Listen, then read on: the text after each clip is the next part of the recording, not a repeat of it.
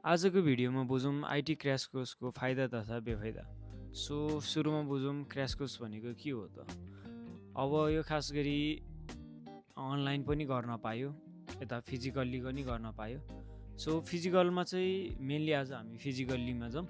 So फिजिकलमा चाहिँ के हुन्छ भने अब हजुरलाई त्यहाँनिर जाँदाखेरि चाहिँ अब यो कोर्सको बारेमा यस्तो उस्तो भनेर होइन धेरै एक्सप्लेनेसन गरेर हजुरले चाहिँ अब यो गर्ने बित्तिकै जब पाइने हो कि क्या हो भने जस्तो हुन्छ। तर उनीहरूको चाहिँ टाइम अलि सर्ट हुन्छ, लगभग 1.5देखि 3 महिनाको टाइम हुन्छ मेनली।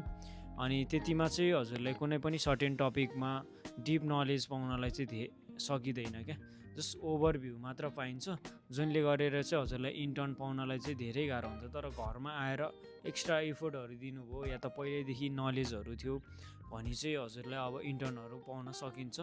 र अब युट्युबबाट हेरेर पढिरहँदा चाहिँ के हुन्छ भने आफै एक्लै पनि हुन्छ र आफूले कति सिक्यो भ्यालुएसन गर्न पनि अब गाह्रो भइरहेको हुन्छ। मैले त धेरै सिक्यो जस्तो लाग्छ भने कहिले कहिले अब सिकै छैन कि अब मलाई केही आउँदैन भने जस्तो लागिरहेको हुन्छ नि।